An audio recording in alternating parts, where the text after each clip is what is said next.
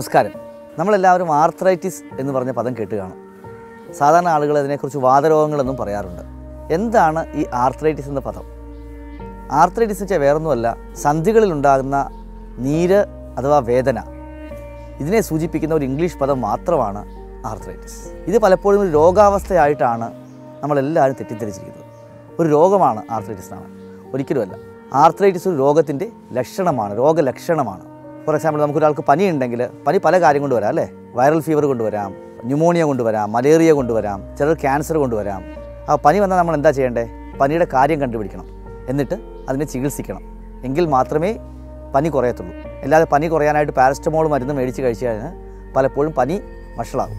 അതുപോലെ തന്നെ ആർത്രൈറ്റിസ് അഥവാ സന്ധികളിൽ ഉണ്ടാകുന്ന വേദന പല രോഗങ്ങളുടെയും ലക്ഷണമാണ്.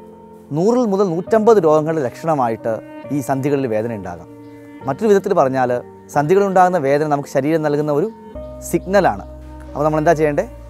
ആ മുന്നറിയിപ്പ് നമ്മൾ ഉൾക്കൊണ്ടുകൊണ്ട് എന്തുകൊണ്ടാണ് ഈ അസുഖം ഉണ്ടായതെന്ന് കണ്ടുപിടിക്കണം.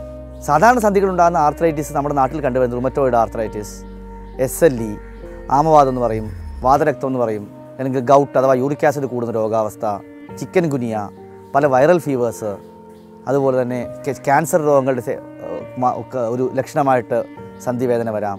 മുട്ടുകളുടെ തേയ്മാനം മുതൽ വരാം. അങ്ങനെ ചെറിയ അസുഖം മുതൽ വലിയ അസുഖങ്ങളുടെ ലക്ഷണമായിട്ട് ആർത്രൈറ്റിസ് വരാം.